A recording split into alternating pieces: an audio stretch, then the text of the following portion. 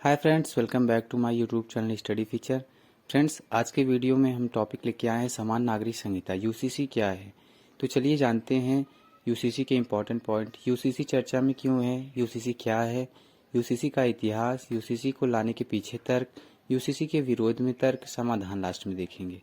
तो चलिए वीडियो को शुरू करते हैं। वीडियो शुरू करने से पहले आपसे एक रिक्वेस्ट है, यदि आप हमारे यूट्यूब चैनल पर नए आए हैं तो हमारे यूट्यूब चैनल को सब्सक्राइब कर दें एंड बेल आइकन दबा दें, जिससे हमारे सारी वीडियो आप तक आसानी से पहुंचे। यूसीसी का फुल फॉर्म होता है यूनिफॉर्म सिविल कोड। हाल ही में उत्तराखंड में समान नागरिक संहिता यूसीसी बिल पेश किया गया है। इसको लेकर केंद्र ने विचार किया है कि इसे संपूर्ण देश में लागू किया जाए। इसलिए यह इम्पोर्टेंट पॉइंट हो जाता है कि यूसीसी क्या है। भारत में विभिन्न धर्मों, जातियों और समुदायों के लोग रहते हैं। ऐसे में सभी धर्मों के लिए, सभी समुदायों के लिए अलग अलग कानून निर्माण करने के स्थान पर सभी धर्मों और जातियों के लिए एक ही कानून का निर्माण यूनिफॉर्म सिविल कोड कहलाता है, यानी यूसीसी कहलाता है। चलिए अब जानते हैं यूसीसी का इतिहास। सर्वप्रथम ब्रिटिश सरकार ने 1835 में कानूनों में एक रूपता लाने के लिए प्रयास किया, परंतु इसमें हिंदू एवं मुस्लिम नागरिकों के लिए अलग अलग कानून की व्यवस्था की गई थी। सन 1941 में BN राव की अध्यक्षता में यूसीसी के संबंध में एक रिपोर्ट पेश की गई। स्वतंत्रता प्राप्ति के बाद सन 1955 से 56 में तत्कालिक प्रधानमंत्री जवाहरलाल नेहरू के नेतृत्व में हिंदू कोड बिल पेश किया गया, जिसके तहत 4 कानूनों का निर्माण किया गया। Hindu marriage act 1955, Hindu succession act 1956, Hindu minorities and guardianship act 1956, Hindu adoption and maintenance act 1956। इसके अतिरिक्त मुस्लिमों के लिए अलग शरीयत कानून की व्यवस्था की गई। अलग अलग धर्मों, जातियों में विवाह करने के लिए स्पेशल मैरिज एक्ट 1954 की व्यवस्था की गई।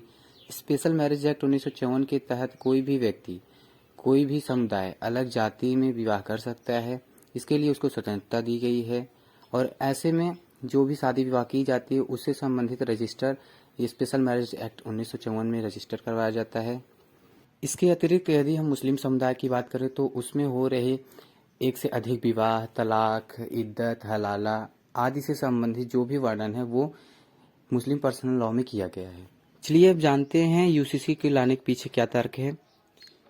यूसीसी को लागू करने से भारतीय महिलाओं एवं पुरुषों के अधिकारों में समानता होगी। जैसे कि अभी हम मुस्लिम पर्सनल लॉ में देखते हैं तो मुस्लिम पुरुषों को यह अधिकार है कि वो 3 बार तलाक बोल के शादी को तोड़ सकते हैं। हालांकि इसको अभी हमारी सरकार ने समाप्त कर दिया है, लेकिन फिर भी इसके साथ अभी बहुत सारी कुरीतियां अभी बाकी, जैसे बहुविवाह, एक से अधिक विवाह मुस्लिम लोग करते हैं, और इद्दत और हलाला जैसी जो भी शब्द हैं, इसको समाप्त करने के लिए सरकार ने यूसीसी लाया है।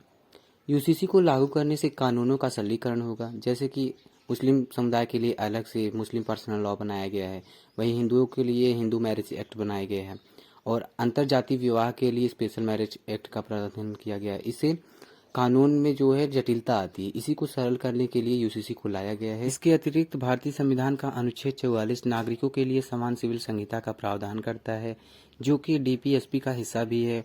अतः अनुच्छेद 44 राज्य को यूसीसी लागू करने का अधिकार देता है। यूसीसी को लागू करने से जनजातियों में फैली कुप्रथा, बहुविवाह, बहुपति विवाह समाप्त हो जाएगी।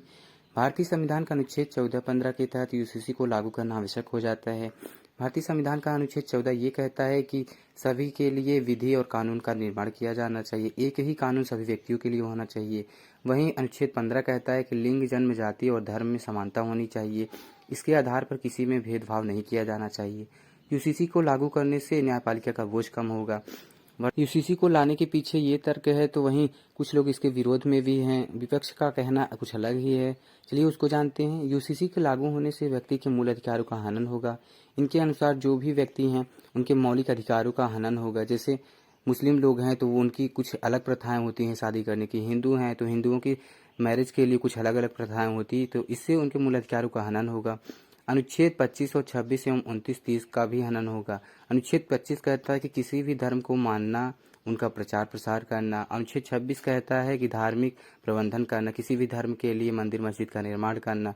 अनुच्छेद 29 अल्पसंख्यकों की शिक्षा एवं अनुच्छेद 30 अल्पसंख्यकों की हितों का संरक्षण करता है, उनके धर्मों का संरक्षण करता है। अनुसूचित जातियों एवं जनजातियों एवं अल्पसंख्यक वर्ग के अधिकारों का हनन होगा। जैसे पेशा अधिनियम का हनन होगा, छोटा नागपुर काश्तकार अधिनियम का हनन होगा। चलिए अब जानते हैं यूसीसी को लागू करने के लिए क्या समाधान किया जा सकता है। यूसीसी को लागू करने से पूर्व सरकार को अल्पसंख्यक वर्ग से विचार विमर्श करना चाहिए। सरकार को यूसीसी लागू करने से होने वाले परिवर्तनों को क्रमिक रूप से लागू करना चाहिए। सरकार को यूसीसी से जीवन पर पड़ने वाले प्रभाव को भी बताना चाहिए। इसके अतिरिक्त सरकार को इसे स्थानीय स्तर पर धीरे धीरे लागू करना चाहिए, तभी जाकर के यूसीसी को संपूर्ण देश में लागू किया जा सकता है एवं इसको सफलतापूर्वक बनाया जा सकता है। दोस्तों, आज की वीडियो में इतना ही। मिलते हैं नेक्स्ट वीडियो में नए टॉपिक के साथ।